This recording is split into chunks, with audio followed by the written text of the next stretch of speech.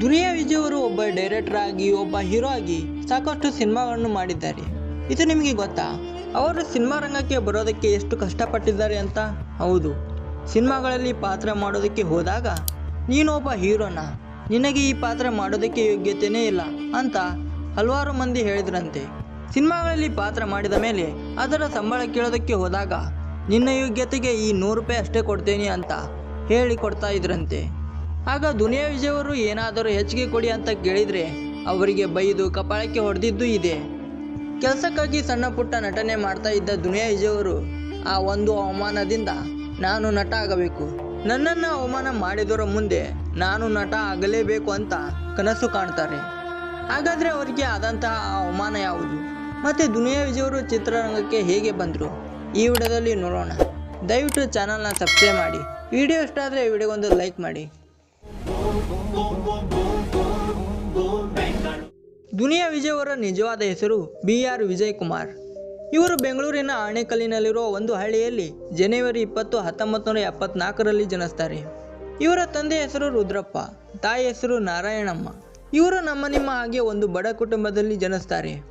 ಇವರ ತಂದೆಯವರು ಬೇರೆಯವರ ಮನೆ ಮತ್ತು ಹೊಲದಲ್ಲಿ ಕೆಲಸ ಮಾಡಿ ಅವರ ಕುಟುಂಬವನ್ನು ನಡೆಸುತ್ತಾ ಇದ್ರು. ಇವರಿಗೆ ಇಷ್ಟೆಲ್ಲ ಕಷ್ಟ ಇದ್ರೂ ಕೂಡ ನನ್ನ ಮಗ ಅಂದರೆ ದುನಿಯಾ ವಿಜಯ್ ಅವರನ್ನು ಚೆನ್ನಾಗಿ ಓದಿಸಬೇಕು ಅಂತ ಅವರನ್ನು ಶಾಲೆಗೆ ಸೇರಿಸುತ್ತಾರೆ. ಆದರೆ ದುನಿಯಾ ವಿಜಯ್ ಅವರಿಗೆ ಓದೋದು ಅಂದರೆ ಸ್ವಲ್ಪನೂ ಇಷ್ಟನೇ ಇರಲಿಲ್ಲ. ನನ್ನ ಮಗ ಸರಿಯಾಗಿ ಓದುತ್ತಿಲ್ಲ ಅಂತ ಯಾವಾಗಲೂ ದುನಿಯಾ ವಿಜಯ್ ಅವರನ್ನು ಹೊಡಿತಾನೇ ಇರ್ತಿದ್ರಂತೆ. ತಂದೆಯ ಮೇಲಿನ ಭಯದಿಂದ ಇಷ್ಟ ಇಲ್ಲದಿದ್ದರೂ ಅವರು ಓದುವುದನ್ನು ಬಿಡುವುದಿಲ್ಲ.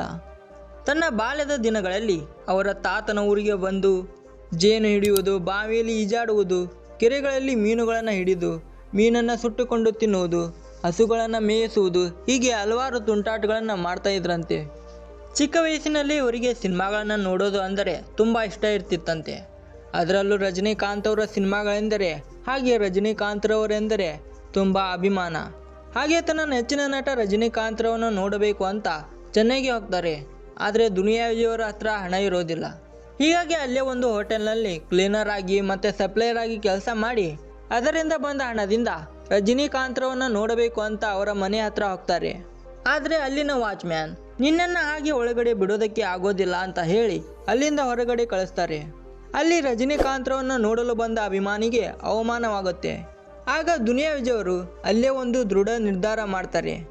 ನಾನು ಒಬ್ಬ ಹೀರೋ ಆಗಿ ಹಾಗೆ ಸಿನಿಮಾಗಳಲ್ಲಿ ನಟಿಸಿ ಆಗ ರಜನಿಕಾಂತ್ರವನ್ನು ಭೇಟಿ ಮಾಡ್ತೀನಿ ಅನ್ನೋ ಹಠ ಹುಟ್ಟುಕೊಳ್ಳುತ್ತೆ.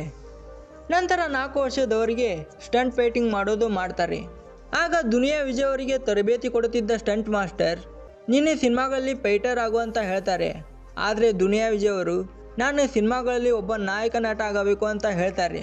ಅದೇ ರೀತಿಯಾಗಿ ಪಾಪ ಪಾಂಡು ಕಾಮಿಡಿ ಸೀರಿಯಲ್ನಲ್ಲಿ ಒಂದು ಪಾತ್ರದಲ್ಲಿ ಇವರು ಕಾಣಿಸಿಕೊಳ್ಳೋಕ್ಕೆ ಶುರು ಮಾಡ್ತಾರೆ.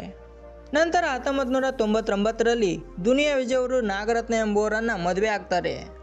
ನಂತರ ಮೊಟ್ಟ ಮೊದಲ ಬಾರಿಗೆ ಸುದೀಪ್ ಅವರು ನಾಯಕ ನಟನಾಗಿ ಅಭಿನಯಿಸಿದ ರಂಗ SSLC ಸಿನಿಮಾದಲ್ಲಿ ಇವರು ಕೇಡಿ ಪಾತ್ರದಲ್ಲಿ ಸೈಡ್ ಆ್ಯಕ್ಟರ್ ಆಗಿ ಕಾಣಿಸಿಕೊಳ್ಳುತ್ತಾರೆ.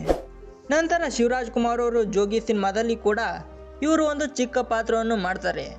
ಹೀಗೆ ಸಿನಿಮಾಗಳಲ್ಲಿ ಚಿಕ್ಕ ಪುಟ್ಟ ಪಾತ್ರವನ್ನು ಮಾಡ್ತಾ ಇದ್ದ ದುನಿಯಾ ವಿಜಯ್ ಅವರು ಹಾಗೆ ಬಿಡುವಿನ ಸಮಯದಲ್ಲಿ ಬಾಡಿ ಬಿಲ್ಡಿಂಗ್ ಮಾಡಲು ಶುರು ಮಾಡ್ತಾರೆ. ಹೀಗೆ ಕಷ್ಟಪಟ್ಟು ವರ್ಕೌಟ್ ಮಾಡ್ತಾ ಹೀಗೆ ಅದರಲ್ಲಿ ಹಲವಾರು ಕಾಂಪಿಟೇಷನಲ್ಲಿ ಭಾಗವಹಿಸಿ ಮಿಸ್ಟರ್ ಕರ್ನಾಟಕದಲ್ಲಿ ಕೂಡ ಇವರು ಸೆಲೆಕ್ಟ್ ಆಗ್ತಾರೆ. ಆದರೆ ಮಿಸ್ಟರ್ ಕರ್ನಾಟಕದಲ್ಲಿ ಸೇರಿಕೊಳ್ಳೋಕ್ಕೆ ಇವರ ಹತ್ರ ಅಷ್ಟು ಹಣ ಇರಲಿಲ್ಲ. ಇವರು ಬಾಡಿ ಮೇಂಟೈನ್ ಮಾಡಬೇಕು ಅಂದರೆ ಇವರು ಡ್ರೈ ಫ್ರೂಟ್ಸ್ಗಳನ್ನು ತಿನ್ನಬೇಕು. ಹೀಗಾಗಿ ಅವರಲ್ಲಿದ್ದ ಬೈಕನ್ನು ಮಾರಿ ಚಿಕನ್, ಮೊಟ್ಟೆ, ಡ್ರೈ ಫ್ರೂಟ್ಸ್ಗಳನ್ನು ತಗೊಂಡು ಬಂದು ತಿಂತಾರೆ.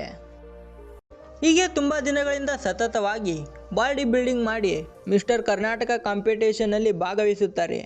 ಆದರೆ ಆ ಕಾಂಪಿಟೇಷನ್ನಲ್ಲಿ ದುನಿಯಾ ವಿಜಯ್ ಅವರಿಗೆ ಫಸ್ಟ್ ಪ್ರೈಸ್ ಕೊಡೋ ಬದಲು ಸೆಕೆಂಡ್ ಪ್ರೈಸ್ ಕೊಟ್ಟು ಮೋಸ ಮಾಡ್ತಾರೆ. ಇದರಿಂದ ನಿರಾಸೆಗೊಂಡ ದುನಿಯಾ ವಿಜಯ್ ಅವರು ಅವರಿಗೆ ಬಂದಂತಹ ಪತ್ರಿಕೆಯನ್ನು ಹರಿದು ಹಾಕಿ ಇವತ್ತೇ ಕೊನೆ, ಇನ್ನು ಮುಂದೆ ನಾನು ಯಾವತ್ತಿಗೂ ಈ ಕಾಂಪಿಟೇಷನ್ನಲ್ಲಿ ಭಾಗವಹಿಸಿಲ್ಲ ಎಂದು ತೀರ್ಮಾನ ಮಾಡ್ತಾರೆ. ನಂತರ ಸಿನಿಮಾಗಳಲ್ಲಿ ಸಣ್ಣ ಪುಟ್ಟ ಪಾತ್ರಗಳನ್ನು ಮಾಡ್ತಾ ಇದ್ದ ಇವರು ಒಂದು ಸಿನಿಮಾದಲ್ಲಿ ಪಾತ್ರ ಮಾಡಿ ಆ ಸಿನಿಮಾದ ಪ್ರೊಡ್ಯೂಸರ್ ಹತ್ರ ಹೋಗಿ 500 ರೂಪಾಯಿ ಕೊಡಿ ಅಂತ ಕೇಳಿದಾಗ ಅದಕ್ಕೆ ಆ ಪ್ರೊಡ್ಯೂಸರ್ ನಿನ್ನ ಯೋಗ್ಯತೆಗೆ 100 ರೂಪಾಯಿಯನ್ನು ಮಾತ್ರ ಕೊಡ್ತೀನಿ ಅಂತ ಹೇಳಿ ಎಲ್ಲರ ಮುಂದೆ ಅವಮಾನ ಮಾಡಿ ದುನಿಯಾ ವಿಜಯ್ ಅವರ ಕಪಾಳಕ್ಕೆ ಹೊಡಿತಾರೆ. ಹೀಗೆ ಮುಂದೆ ಒಂದು ದಿನ ಡೈರೆಕ್ಟರ್ ಆಗಿರುವಂತಹ ಸೂರ್ಯ ಅವರ ಪರಿಚಯ ಆಗುತ್ತೆ. ಆಗ ಡೈರೆಕ್ಟರ್ ಸೂರ್ಯ ಅವರು ದುನಿಯಾ ಸಿನಿಮಾದ ಕಥೆಯನ್ನು ರೆಡಿ ಮಾಡಿಕೊಂಡು ಆ ಸಿನಿಮಾಗೆ ಹೀರೋನ ಹುಡುಕಾಟದಲ್ಲಿ ಇರ್ತಾರೆ. ಹೀಗೆ ಒಂದು ದಿನ ಡೈರೆಕ್ಟರ್ ಸೂರ್ಯ ಅವರು, ದುನಿಯಾ ವಿಜಯ್ ಅವರು ಹಾಗೆ ಯೋಗರಾಜ್ ಭಟ್ಟರ್ ಅವರು ಕುಳಿತುಕೊಂಡು ಮಾತನಾಡಬೇಕಾದ್ರೆ ಆಗ ಯೋಗರಾಜ್ ಭಟ್ಟರ್ ಅವರು ದುನಿಯಾ ಸಿನಿಮಾಗೆ ಈ ವಿಜಯನ್ನೇ ಹೀರೋ ಮಾಡಿಬಿಡಿ ಅಂತ ಹೇಳ್ತಾರೆ. ಆಗ ಡೈರೆಕ್ಟರ್ ಸೂರ್ಯರವರು ಸರಿ ಆಯಿತು ಅಂತ ಹೇಳಿದ್ರಂತೆ. ಅದೇ ರೀತಿಯಾಗಿ ದುನಿಯಾ ಸಿನಿಮಾದ ಶೂಟಿಂಗ್ ಕೂಡ ಶುರುವಾಗುತ್ತೆ. ಆದರೆ ಸಿನಿಮಾ ಮಾಡೋಕ್ಕೆ ಅವರ ಹತ್ರ ಅಷ್ಟು ಹಣ ಇರೋದಿಲ್ಲ. ಅದೇ ಸಮಯಕ್ಕೆ ದುನಿಯಾ ವಿಜಯ್ ಅವರ ತಂದೆಯವರು ಅವರ ಜಮೀನನ್ನು ಮಾರಾಟ ಮಾಡಿರುತ್ತಾರೆ. ಆಗ ದುನಿಯಾ ವಿಜಯ್ ಅವರು ಸಿನಿಮಾ ಮಾಡೋಕ್ಕೆ ಅವರ ತಂದೆ ಹತ್ರ ಹಣ ಕೇಳೋದಕ್ಕೆ ಹೋಗ್ತಾರೆ.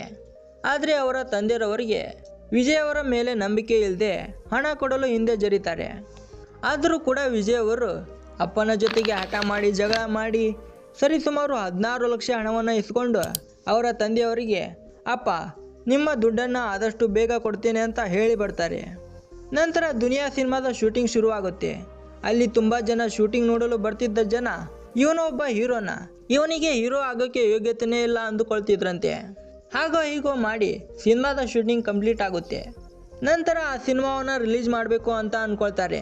ಆದರೆ ಕೆಲವೊಂದಷ್ಟು ಜನ ಆ ಸಿನಿಮಾವನ್ನು ನೋಡಿ ಸಿನಿಮಾ ಚೆನ್ನಾಗಿದೆ ಅನ್ನೋ ಕಾರಣಕ್ಕೆ ಹೊಟ್ಟೆ ಕಿಚ್ಚಿನಿಂದ ಆ ಸಿನಿಮಾ ಚೆನ್ನಾಗಿಲ್ಲ, ಈ ಸಿನಿಮಾವನ್ನು ತಗೊಳ್ಳಬೇಡಿ ಅಂತ ಗಾಂಧಿನಗರದಲ್ಲಿ ಸುದ್ದಿ ಹಬ್ಬಿಸುತ್ತಾರೆ. ಆದರೂ ಹೇಗೋ ಹರಸಾಹಸ ಮಾಡಿ ದುನಿಯಾ ಸಿನಿಮಾವನ್ನು ರಿಲೀಸ್ ಮಾಡ್ತಾರೆ. ಆ ಸಿನಿಮಾ ತುಂಬ ಚೆನ್ನಾಗಿ ಇದ್ದಿದ್ದರಿಂದ ಆ ಸಿನಿಮಾ ಕರ್ನಾಟಕದಲ್ಲೆಲ್ಲ ಸೂಪರ್ ಹಿಟ್ ಆಗುತ್ತೆ. ಇಲ್ಲಿಂದ ಇವರಿಗೆ ದುನಿಯಾ ವಿಜಯ್ ಅಂತ ಹೆಸರು ಬರುತ್ತೆ. ಹಾಗೆ ಆ ಸಿನಿಮಾ ಆಗಿನ ಸಮಯದಲ್ಲಿ ಕೋಟ್ಯಾಂತರ ರೂಪಾಯಿ ಹಣ ಗಳಿಸುತ್ತೆ. ಕೊನೆಗೂ ರಜನಿಕಾಂತ್ರವನ್ನು ಭೇಟಿ ಮಾಡ್ತಾರೆ. ಹೀಗೆ ದುನಿಯಾ ವಿಜಯ್ ಅವರು ತಾನು ಅಂದುಕೊಂಡಿದ್ದನ್ನು ಕೊನೆಗೂ ಸಾಧಿಸಿ ಬಿಡ್ತಾರೆ. ಹಾಗೆ ಮುಂದೆ ಸಾಕಷ್ಟು ಸಿನಿಮಾಗಳನ್ನು ಮಾಡಿ ಸಾಕಷ್ಟು ಅಭಿಮಾನಿಗಳನ್ನು ಕೂಡ ಸಂಪಾದಿಸಿಕೊಳ್ತಾರೆ. ಹಾಗೆ ಇವರ ಕುಟುಂಬದ ಬಗ್ಗೆ ನೋಡೋದಾದರೆ ದುನಿಯಾ ವಿಜಯ್ ಮತ್ತು ನಾಗರತ್ನ ದಂಪತಿಗೆ 3 ಮಕ್ಕಳಿದ್ದಾರೆ. ಆದರೆ 2013ರಲ್ಲಿ ಇವರ ವೈಯಕ್ತಿಕ ಕಾರಣದಿಂದ ಅವರಿಬ್ಬರು ಬೇರೆ ಆಗ್ತಾರೆ. ನಂತರ 2016ರಲ್ಲಿ ಕೀರ್ತಿಗೌಡ ಎಂಬುವರನ್ನು ಮದುವೆ ಆಗ್ತಾರೆ. ಏನೇ ಇರಲಿ, ಒಂದು ಅವಮಾನದಿಂದ ಶುರುವಾದ ಈ ಕಿಚ್ಚು ಹಠ ಈಗ ಇವರನ್ನ ಇಷ್ಟು ಎತ್ತರಕ್ಕೆ ಕರೆದುಕೊಂಡು ಬಂದಿದೆ. ಎನಿವೆ, ಇದಾಗಿತ್ತು ದುನಿಯಾ ವಿಜಯ್ ಅವರ ಬದುಕಿನ ಕತೆ. ನಾನು ಈ ವಿಡಿಯೋ ಮಾಡೋಕ್ಕೆ ತುಂಬ ಕಷ್ಟಪಟ್ಟಿದ್ದೇನೆ. ನಾನು ನಿಮ್ಮಿಂದ ಬಯಸೋದು ಕೇವಲ ಒಂದು ಲೈಕ್ ಮಾತ್ರ.